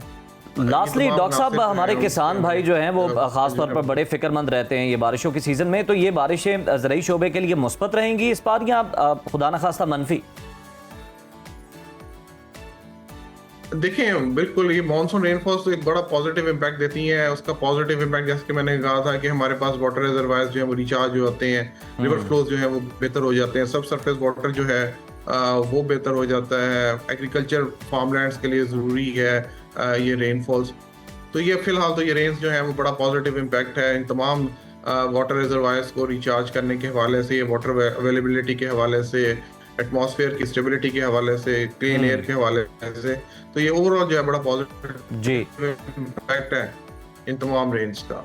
बिल्कुल, बहुत शुक्रिया। डॉक्टर ज़हीर अहमद बाबर साहब हमारे साथ मौजूद थे और बता रहे थे कि जो बारिशें हैं वो जिस तरह से बरसेंगी तो फिर लोगों को क्या एहतियाती तदाबीर इख्तियार करने की ज़रूरत है मैदानी इलाकों के और उन लोगों के लिए भी जो कि पहाड़ी इलाकों में रहते हैं या जो लोग पहाड़ी इलाकों का रुख कर रहे हैं। प्रोग्राम के सिलसिले को आगे लेकर चलते हैं और बात कर लेते हैं हैरान कुन वारदात के हवाले से जिसने सबको ही चौंका कर रख दिया। कराची के पोश इलाके डिफेंस में एक बाएतमाद घरेलू मुलाजमा ने वो कर दिखाया जो आमतौर पर फिल्मी दुनिया में हमें नजर आता है। ये मुलाजमा 2013 से एक बंगले पर काम कर रही थी और 13 साल के दौरान मुख्तलिफ औकात में इसने मजमूई तौर पर 5 करोड़ रुपए से जायद चोरी करके मालिकान से भी बड़ी सल्तनत खड़ी कर ली। बज़ाहिर मासूम नजर आने वाली इस मुलाजमा ने इंतहाई खामोशी के साथ ना सिर्फ मालिकान को बेखबर रखा बल्कि चोरी शुदा रकम से कराची और पंजाब में बड़े बड़े फ्लैट्स, प्लॉट्स, दुकानें और कीमती गाड़ियां खरीद कर जायदादें बनाते। खैरत की बात यह है नाजरीन के मालिकान को कानों कान खबर नहीं हुई, ताहम मामूली से शक पर पुलिस ने कार्रवाई की तो सारा मामला खुलकर सामने आ गया। इसी हवाले से आपको बताते हैं कि पुलिस ने मुलजिमा और इसके 2 साथियों को गिरफ्तार कर लिया और कार्रवाई करके 1 करोड़ से ज्यादा रकम कवर कर लिया। और इसी हवाले से मजीद तफसीलात जानते हैं। इस वक्त हमारे साथ मौजूद हैं कराची से सुनो न्यूज़ के नुमाइंदे हैं आसिफ अली सईद साहब। बहुत शुक्रिया आपके वक्त का। आसिफ, मैं आपसे जानना चाहूँगी कि ये हैरान कुन वारदात का इंकशाफ कैसे हुआ और घरेलू मुलाजमा ने 13 साल तक किस तरह ये रकम चोरी की? मतलब ये अरसा काफ़ी लंबा है। जी बिल्कुल, ये हैरान कुन वारदात का इंकशाफ इस तरह हुआ था कि बंगले के मालिक को एक नामालूम नंबर से फ़ोन कॉल आई थी जिसमें उस नामालूम शख्स ने उनको बताया था कि आपकी जो मुलाजमा आपके घर पे काम कर रही है इतने सालों से, ये चोर है और आपके घर से चोरी करती है और इसने अपनी इस तरह की जायदादें बना रखी हैं। जिस पे मालिक को थोड़ा शक हुआ तो उसने पुलिस को इत्तला दी थी, जिस पे पुलिस ने इसको जब शहनाज को गिरफ्तार किया है वहाँ से तो इसकी निशानदेही पर एक कीमती गाड़ी पहले उसमें बरामद हुई थी, जबकि 25 से 30 लाख रुपए जो बरामद हुए थे। उसके बाद जब मजीद तफ्तीश की गई तो इससे 3 कीमती गाड़ियां और 3 फ्लैट्स इसने बताया, 3 मोटरसाइकिलें, 6 लाख रुपए नकद और 40 लाख रुपए का इसका बैंक बैलेंस सामने आया था, जिससे पुलिस भी हैरान रह गई थी कि ये एक मासी है खाली जो घरों में बर्तन धोती है और सफाई करती है और उसके पास से इतनी बड़ी रकम। और इसके बाद ये पता चला कि इसने एक परचून की दुकान भी खोल रखी थी जो इसने अपने बेटे के नाम पर खोली थी और वहाँ पर इसके अलावा इसने अपना एक जाती मुलाजिम और ड्राइवर भी रखा हुआ था, इसका हम्माद नाम था, जो इसके सारे काम वगैरह करता था, इसको लाना ले जाना, शॉपिंग के लिए गाड़ियों में इसको लेके जाता था। 65 लाख रुपए की गाड़ी में ये शॉपिंग करती थी, जाके जो 5 स्टार कैफेज हैं वहाँ पर ये शाम में गुजारती थी और घूमना फिरा करती थी और उसके बाद शाम में दोबारा ये मुलाजमा बनकर वापस उसी बंगले में आ जाती थी। 14 साल तकरीबन अरसा गुजारा है इसने। 5 करोड़ रुपए मालियत की जो है इसने तकरीबन चोरी की है, पुलिस का ये कहना है। और इसका जो ड्राइवर था उसको भी पुलिस ने गिरफ्तार किया है और इसके बेटे से भी तफ्तीश हो रही है। हैरत की बात यह है कि कुछ अरसे कबल साउथ पुलिस ने एक बाकायदा लिस्ट जारी की थी घरेलू मुलाजमाओं की, जिसमें उनकी तस्वीर भी थी और उनकी जो डिटेल्स भी थी तमाम की, जिसके बारे में पुलिस ने ये कहा था कि ये वो खवातीन हैं जो घरों में काम करती हैं, जिनकी जैसे एक रेड लिस्ट होती है मुलजिमान की, इस तरह की घरेलू मुलाजमान की भी साउथ पुलिस ने कुछ अर्से कबल एक लिस्ट बाकायदा जारी की थी। और इलाके के लोगों को ये कहा था, क्योंकि ये पोश एरिया है, डिफेंस क्लिफ्टन का इलाका है, यहाँ पर वैसे भी पुलिस कहती है घर पे आप अगर कोई मुलाजिम रखें तो उसकी बाकायदा तहकीक करें, उसका शनाख्ती कार्ड लें और पुलिस के पास उसकी एंट्री लाजमी कराएं। लेकिन लोग जो है थोड़ा सा बेध्यानी करते हैं, लापरवाही दिखाते हैं इस हवाले से कि पुलिस के पास कौन जाए और कौन इस तरह के सारे झंझटों में पड़े। लेकिन उस झंझट में पड़ने का देखिए नतीजा इस तरह से सामने आया कि इतनी बड़ी वारदात जो कभी किसी के वहम गुमान में भी नहीं हो सकती कि एक सिर्फ घरेलू मुलाजमा और इतने लंबे अरसे से कि उसने किसी को शक भी नहीं होने दिया। और बिल्कुल, और जिस तरह का लाइफस्टाइल आसिफ उसने रखा हुआ था मुलाजमा ने, ये तो बड़ा हैरान कर। यकीनन जो लोग हैं जो मालिकान हैं उनको भी मुलाजिम रखते हुए पुलिस से रुजू करना चाहिए, करीबी पुलिस स्टेशन जाना चाहिए, वो अपने जो मुलाजिम के कवायफ हैं वो थाने में जमा कराने चाहिए और पुलिस को भी वेलकमिंग होने की ज़रूरत है, कोऑपरेट करने की ज़रूरत है ताकि लोग ईजिली उनके पास जा सकें और इस तरह की जो डिटेल्स हैं वो जमा करवा सकें। बिल्कुल, और इसी के साथ लेते हैं एक छोटी सी ब्रेक। आपने कहीं नहीं जाना, देखते रहिए सुनो पाकिस्तान। वेलकम बैक नाजरीन। मोटापा सिर्फ वजन का ही मसला नहीं है बल्कि एक बड़ी खतरनाक बीमारी है जो हम में से हर तीसरे शख्स को लाहक हो सकती है। आलमी इदारे सेहत के मुताबिक 18 साल से ज्यादा उम्र वाले तकरीबन 40% बालिग अफराद मोटापे के संगीन खतरात से दो चार हैं और आजकल बहुत से लोग वजन कम करने के लिए डाइटिंग और वर्जिश की बजाय शॉर्टकट्स ढूंढ रहे होते हैं।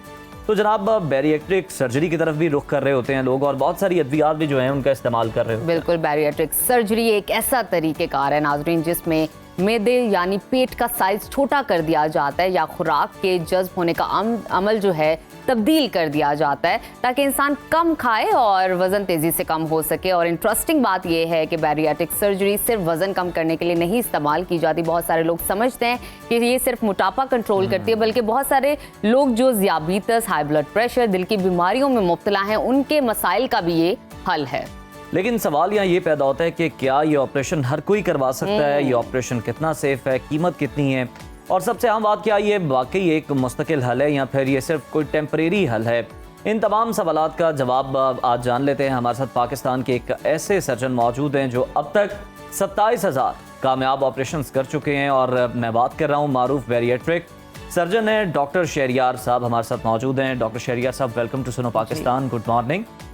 सबसे पहले तो डॉक्टर साहब वालेकुम अस्सलाम, हमारे नाजरीन को ज़रा तफसीलन बता दीजिए कि ये बैरिएट्रिक सर्जरी होती क्या, और जिस तरह हमने भी इंट्रो में जिक्र किया, लोग समझते हैं कि शायद मोटापे को कम करने के लिए और वेट लॉस के लिए जो है इसको किया जाता है, और किन मकासद में ये की जाती है। सो बैरिएट्रिक सर्जरी के बारे में एक तो बड़ा क्लियर बता दूं, इसमें चर्बी नहीं निकालते, because a lot of people ask me कि आप चर्बी निकाल देते हैं, क्योंकि आप चर्बी जितनी भी निकाल दोगे आप वैसे ही खाना खा रहे हो, 6 महीने साल बाद आप वो दोबारा वापस रीगेन कर लो। बिल्कुल ठीक है। So what we do, we change the digestive process. हम लोग कैमरे से ऑपरेशन करते हैं, कट नहीं लगाते, टाँकी नहीं होते, छोटे छोटे सुराख होते हैं 1 सेंटीमीटर आधे सेंटीमीटर से, उसी से ऑपरेशन कर लेते हैं। बंदा 2 घंटे बाद चल रहा होता है, अगले दिन घर जा सकता है। ज़बरदस्त। उसमें जैसा मैम ने जिक्र किया, कुछ सर्जरी जो बेसिक सर्जरीज हैं, मैदे को छोटा कर देते हैं, मोस्टली लोगों को उससे गुजारा हो जाता है, उसी से वजन घट जाता है। कुछ लोग जो बहुत ओबीज होते हैं, बहुत ज़्यादा वजन होता है, पेट बहुत निकला होता है, शुगर होती है, कोलेस्ट्रॉल बढ़ा होता है, सारा कुछ, उनके लिए बाईपास ऑपरेशन होते हैं। दिल का बाईपास नहीं है, मैदे का बाईपास है जी। तो खाना मैदे में नहीं जाता, छोटी आंत में डायरेक्ट जाते हैं, उनकी शुगर ठीक हो जाती है। उनके 90% लोगों की शुगर ठीक हो जाती है जो मोटापे का शिकार है, 70% का ब्लड प्रेशर ठीक हो जाता है, 70% के कोलेस्ट्रॉल ठीक हो जाते हैं, सांस के प्रॉब्लम जो सांस घुटने के होते हैं वो ठीक हो जाते हैं। कई लोगों को जो घुटने के इम्प्लांट्स का जिनको कहा गया होता है वो उससे बच जाते होते हैं, कमर की दर्दों और उन चीज़ों से डिस्क की प्रॉब्लम्स होती हैं उससे बच जाते हैं। वजन कम हो जाता है ना, तो आपकी life as a whole easy हो जाती है। बिल्कुल ठीक अच्छा, है। वो कौन सी वजूहात है डॉक्टर साहब, मुझे बताइएगा, कि जिसमें आपके सजेस्ट करते हैं अपने व्यूअर्स को या आपके जो क्लाइंट्स होते हैं कि आप बैरिएट्रिक सर्जरी की तरफ जाएं, कौन सी वजूहात हैं, वो कौन से पॉइंट्स हैं?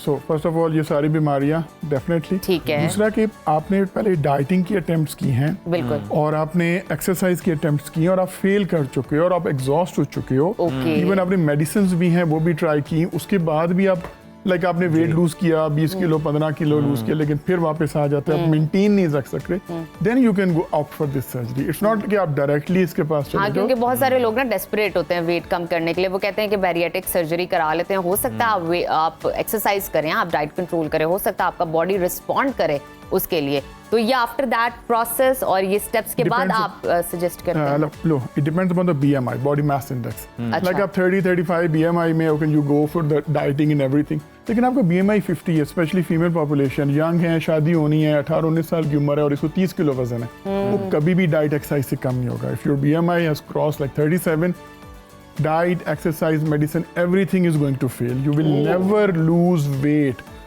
Girls who are above 120, they are not going to lose weight. Whatever gym you hit, whatever you try, you need a surgery for that. आपकी जो बीमारी है वो एक बीमारी वाला मोटापा.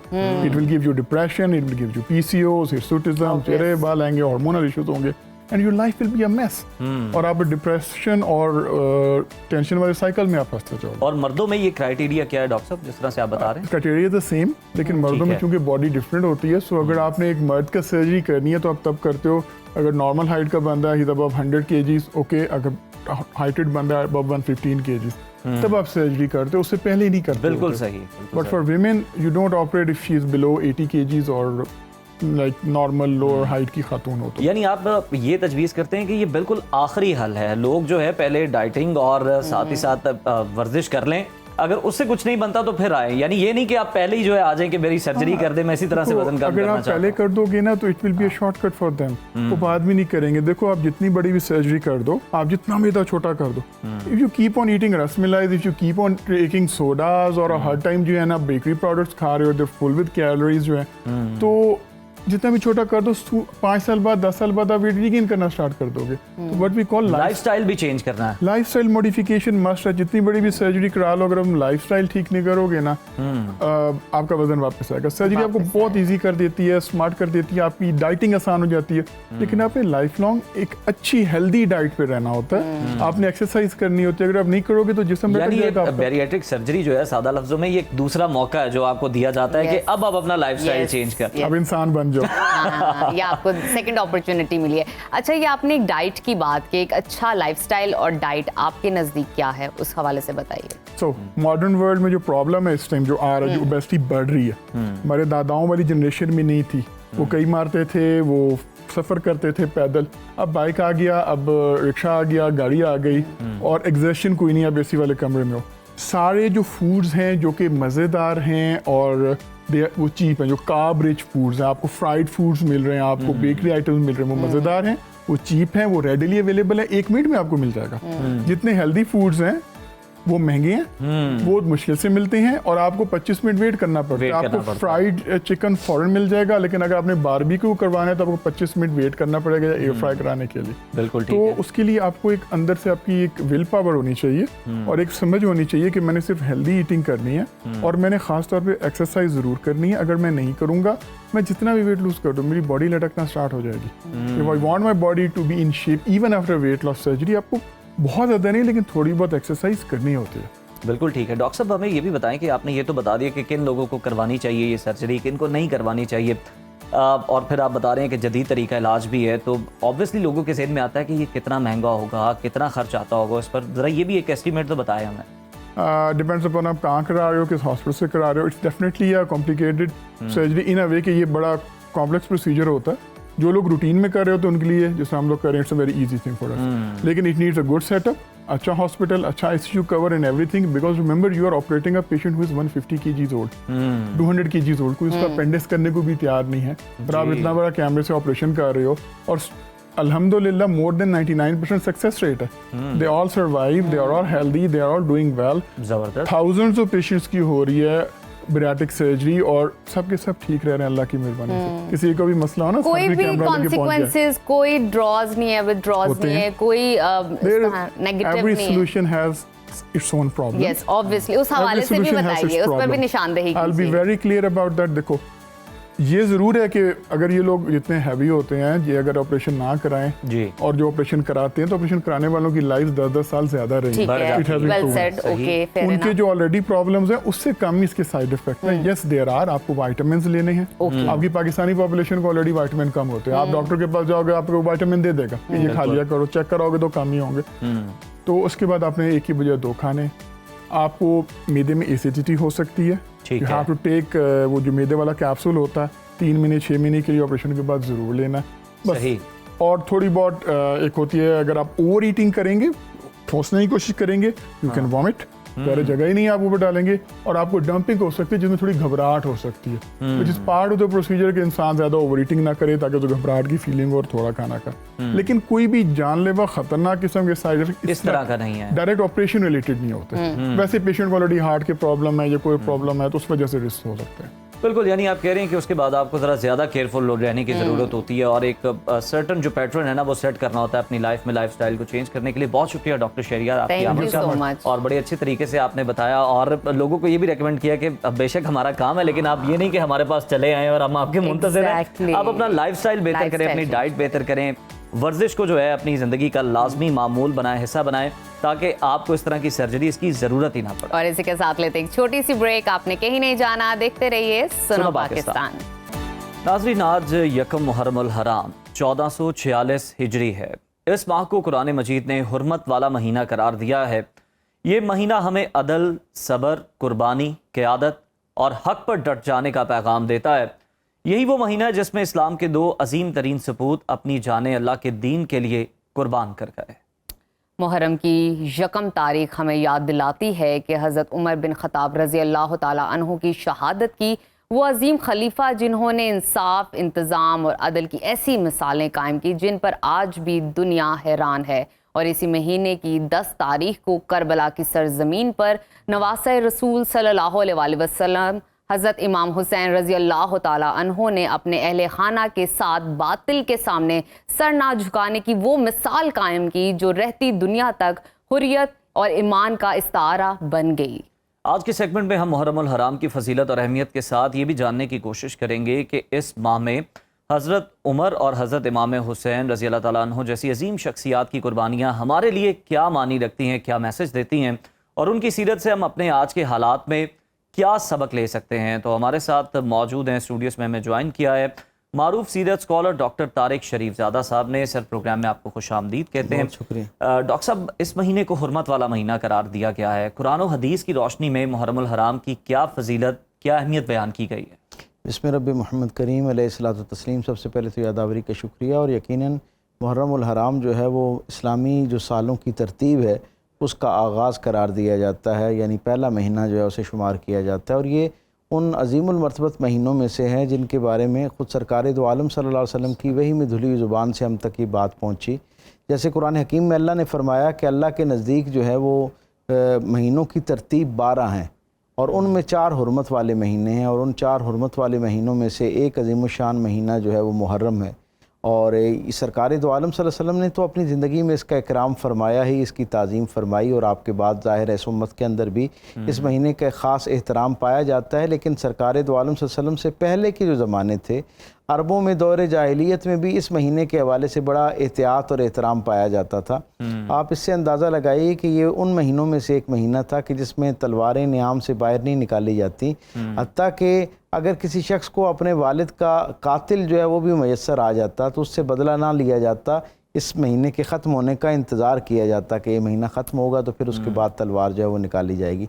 तो इस अंदाज़ में आप समझ सकते हैं कि इसका एहतराम और फिर इंसानी तारीख़ में इस महीने की बड़ी ज़बरदस्त अहमियत है। आप ये तसव्वुर कीजिए कि इसका इकराम और एहतराम जो है और इसकी इनफरादियत जो है वो अपने अंदाज़ में बहुत कदीम है। यानी आप इस बात से अंदाज़ा लगाइए कि इस कायनात में जब इस कुर्रे को इंसानों ने आबाद करना शुरू किया तो हज़रत आदम अलैहिस्सलाम जो अबुल बशर हैं, तमाम इंसानों के वालिद हैं, उनका यहाँ पर जो तौबा कबूल होने का मरहला है, मैं इख्तिसार से इसको इसलिए बयान कर रहा हूँ ताकि ज़्यादा बात लोगों तक पहुँच सके। उसके बारे में भी रिवायत ये आती है कि इसी मुहर्रमुल हराम का मुक़द्दस महीना था और इसकी 10 तारीख थी जब उनकी तौबा जो है अल्लाह के यहाँ कबूल की गई। जनाब यूनुस अलैहिस्सलाम जो मछली के पेट के अंदर मौजूद थे, उनकी जो एक आजमाइश, इम्तिहान, एक इब्तला चल रही थी, परवरदिगार आलम ने जब उनको उसमें साबित कदम पाया और अपने ख़ास रहमत और करम से उनको मछली के पेट से गोया एक आज़ादी अता फरमाई, तो वो जो मुतबरक दिन था वो भी मुहर्रमुल हराम की तारीख़ थी। फिर इसी तरह हम ये जानते हैं कि हज़रत मूसा अलैहिस्सलाम जो हैं उनकी जो कौम उनके साथ निकली जुल्म के ख़िलाफ़ एहतजाज करते हुए और अपने वक्त के फ़िरौन के साथ नबर्द आज़मा हुए, तो परवरदिगार आलम ने वो जो दरियाए नील के अंदर से उनको रास्ता अता फरमाया, यानी जब पार करने के लिए कोई और सबील मौजूद नहीं थी और काफ़िला जो उनके साथ था वो परेशान हाल था, तो उन्होंने देखा कि अब इसमें से पार होने का तरीका क्या हो सकता है। तो हज़रत मूसा अलैहिस्सलाम के कल्ब पर अल्लाह ने वही इल्का की और उन्हें कहा कि आप इसके ऊपर अपना जो है वो आसा मारेंगे और आप आगे आगे चलना शुरू होंगे और आप अपना जो जुब्बा मुबारक है उसको दराज कर लेंगे, यानी वो ज़मीन तक उसको लगने दें, तो वो जुब्बा जहाँ जहाँ से गुजरता जाएगा वहाँ से रास्ता बनता जाएगा और अल्लाह ने उनको वो रास्ता अता किया। ये जो अज़ीमुश्शान करम नवाजी थी अल्लाह की तरफ से मज़लूमों की मदद के हवाले से, उसका महीना जो है वो भी मुहर्रमुल हराम का महीना नज़र आता है। तो गोया एक तवील तफसील है इसकी। जनाब नूह अलैहिस्सलाम की जो कश्ती है वो जो किनारे लगी, यानी वो सफ़र में थे और ज़ाहिर है जितनी देर तक वो सफ़र में थे उतनी देर तक एक इम्तिहान का मरहला था। जब वो जूदी पहाड़ के किनारे पे आके कश्ती रुकती है तो वो वक्त जो था उसे भी जब लोगों ने तरतीब दिया तो अंदाज़ा हुआ कि ये भी मुहर्रमुल हराम का ही महीना था। और फिर हमारे इस्लाम के अंदर तो इसकी जिस तरह आपने 2 बहुत मोतबर और नुमाया हवाले इसके साथ वाबस्ता किए कि जनाब उमर फ़ारूक रज़ी अल्लाह ताला अन्हु जो हैं उनकी निस्बत जो है शहादत की वो भी इस महीने के साथ करार दी जाती है कि आप जो है वो ज़ुल्हज्जा के महीने में आपको ज़ख्म लगा और फिर आपकी शहादत जो है वो हुई और आपकी फिर तदफीन का जो मरहला है वो है। तो यकीनन एक ऐसा अज़ीमुश्शान रहनुमा इस उम्मत का जिन्हें सरकार दो आलम सल्लल्लाहु अलैहि वसल्लम के सुसर होने का भी शर्फ हासिल है, सरकार दो आलम सल्लम के साथ और कई मुनफरिद कुर्बतें उनको हासिल हैं, उनकी शहादत के दिन भी हैं। और फिर जो सरकार ख़त्मी मरतबा सल्लम के अपने शहज़ादे हैं, आपकी अपनी आले पाक का, उनमें हज़रात हसनैन करीमैन का एक मुनफरिद, जैसे हम जानते हैं कि एक पूरी उम्मत के लिए एक बड़ा मोहब्बत का वो एक इस्तारा है और उनके साथ हमारी अकीदतें जो हैं उनके कदमैन के साथ जुड़ी हुई हैं। हज़रत इमाम हुसैन की और आपके काफ़िले और आपके खानवादी की वो अजीम शान कुर्बानी, जिसने दुनिया भर के लिए एक हक और बातिल के दरमियान इम्तियाज़ का एक हवाला और एक सबसे मोतबर इस्तारा बन के जिन्होंने अपनी कुर्बानी पेश की है, उनकी ये कुर्बानी जो है वो भी इसी मुहर्रम उल हराम के साथ वाबस्ता है। तो मुहर्रम उल हराम की मैं समझता हूँ कि एक ऐसी इनफरादियत इस पैमाने पर भी है कि यानी क्या दिलचस्प मामला है इस्लाम की। वैसे तो पूरी जो तारीख़ है ना, अगर हम उस पर नज़र डालें तो हमें ये अंदाज़ा होता है कि आप ये देखें कि साल का आखिरी महीना हो ज़ुल्हज्जा, तो वो भी एक अल्लाह के अज़ीमुश्शान नबी जो है उसके ख़ानदान की कुर्बानी की याद दिलाती है, हज़रत इब्राहीम और हज़रत इस्माईल अलैहिस्सलाम की। और साल का पहला महीना हो मुहर्रम उल हराम, तो वो भी जो है वो भी कुर्बानी की याद दिलाता है। और ये दोनों ख़ानदान खानवादे जो हैं, घराना तो एक है लेकिन जो खानवादे हैं दोनों, इन दोनों की कुर्बानी अल्लाह के यहाँ इतनी पसंदीदा है कि अल्लाह ने पहला जो घराना है यानी आखिरी महीने वाला हज़रत इब्राहीम अलैहिस्सलाम और उनकी आल का, उस कुर्बानी को भी पसंद फरमाया और इस कुर्बानी को भी पसंद फरमाया। और इतना पसंद फरमाया कि इन दोनों कुर्बानियों को जैसे यानी अपने यहाँ कबूलियत अता की, इसी तरह लोगों में भी इन कुर्बानियों का तस्करा राइज कर दिया और यहाँ तक कर दिया कि दोनों को दुरूद में भी इकट्ठा कर दिया। आप देखें ना कि ये कुर्बानियाँ जैसे दुनिया में एलाए कलमतुल हक के लिए मुनफरिद हैं, इसी तरह दुरूद में भी इन दोनों को इकट्ठा कर दिया है। हम जब नमाज में दुरूद पढ़ते हैं तो हम क्या पढ़ते हैं, उसमें आले इब्राहीम पर भी दुरूद पढ़ते हैं और आले मोहम्मद सल्लल्लाहु अलैहि वसल्लम पर भी दुरूद पढ़ते हैं। और डॉक्टर साहब, जो वाक़यात आपने बयान किए हैं बड़े खूबसूरत, जिनको रिलेट किया, उनसे ये साबित होता है कि वाक़या करबला से पहले भी बहुत सारे जो इंपॉर्टेंट वाक़यात हैं वो पेश आ चुके हैं, जो कि मुहर्रम की अहमियत और फजीलत के हवाले से हमें बयान करते हैं। हज़रत उम्र फारूक रज़ी अल्लाह अन्हु की शहादत के हवाले से हम बात करेंगे कि आप वो जिनकी तलब जो है हमारे नबी करीम सल्लल्लाहु अलैहि वसल्लम ने खुद फरमाई, और जिस तरह से कहा गया कि बड़ी ख्वाहिश का भी इजहार किया गया कि ये हल्का इस्लाम में दाखिल हो जाएं, उनकी शहादत के वाक़ये के हवाले से और ख़ास तौर पर पस मंज़र के हवाले से आपसे रहनुमाई हासिल करना चाहिए। सबसे अहम बात यह कि हज़रत उम्र फ़ारूक उन खुशनसीब तरीन लोगों में से हैं जिन्हें सरकार दो आलम सल्लल्लाहु अलैहि वसल्लम का ज़माना भी मैसर आया और फिर एक दर्जे पर सरकार दो आलम सल्लल्लाहु अलैहि वसल्लम के साथ एक कराबतदारी जो है उसका भी शर्फ मिला। गो कि वैसे आप कुरैश के ख़ानदान से हैं और नवी पुश्त में सरकार दो आलम के साथ आपका शजरा जो है जाके मिलता है, और वालदा की तरफ से भी आपको सरकार दो आलम सल्लल्लाहु अलैहि वसल्लम के साथ जो है वो निस्बत मैसर है। और फिर सरकार का ज़माने के साथ साथ उम्र मुबारक को जब हम देखते हैं तो सरकार दो आलम सल्लल्लाहु अलैहि वसल्लम से आपकी जो उम्र मुबारक है उसका फ़र्क कोई 13 बरस का है।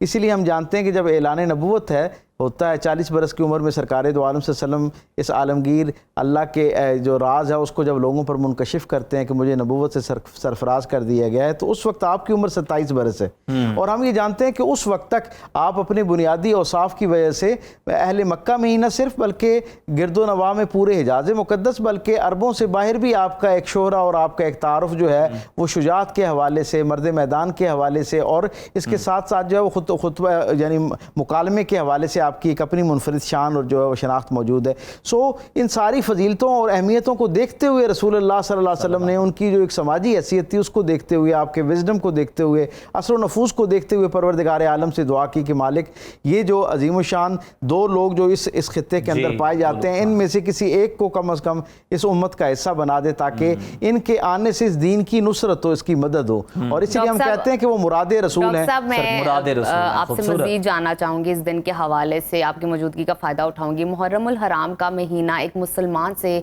क्या तकाजा करता है? ये जो दोनों बुनियादी हस्तियां जिनके जिक्र से हम बरकत कशीद कर रहे हैं, हज़रत उमर फ़ारूक रज़ी अल्लाह ताला अन्हु भी और जनाब हज़रत इमाम हुसैन अलैहिस्सलाम और आपके जो खानवादा है उनके निस्बत से भी जो पहला तसव्वुर हम तक पहुँचता है वो ये है कि रसूलुल्लाह सल्लल्लाहु अलैहि वसल्लम के साथ ताल्लुक़ जो है वो बंदा मोमिन का गैर मशरूत होना चाहिए और हर हाल में रसूलुल्लाह सल्लल्लाहु अलैहि वसल्लम के साथ वो जो वफ़ादारी का हमने इस कलमे की शक्ल में एक अहद कर रखा है, अल्लाह के गलबे और अल्लाह के अलावा किसी और को अपनी ज़िंदगी की किसी मामले में सिर्फ इबादत में ही उसे इला और सुपर यानी उसकी सुपरमेसी को तस्लीम नहीं करना, बल्कि ज़िंदगी के तमाम गोशों में परवरदिगार आलम की हाकमियत को हकीकी मानों में सिर्फ ज़ुबान से ऐलान नहीं करना, अपने अमल से भी इसकी शहादत देनी है कि मेरी ज़िंदगी में नहीं शहादत दे बल्कि आपका अमल भी जो है वो इसकी शहादत दे, और जो अमल से चीज़ ज़ाहिर होती है वो ज़्यादा असर रखती है। बहुत शुक्रिया डॉक्टर तारिक शरीफ ज़ादा साहब हमारे साथ मौजूद थे। तो नाज़रीन, ये था हमारा आज का प्रोग्राम, बल्कि इस हफ्ते का आखिरी प्रोग्राम। इसके साथ ही आपसे इजाज़त चाहेंगे। इंशाल्लाह नेक्स्ट वीक दोबारा आपसे मुलाकात होगी। तब तक के लिए अल्लाह हाफ़िज़।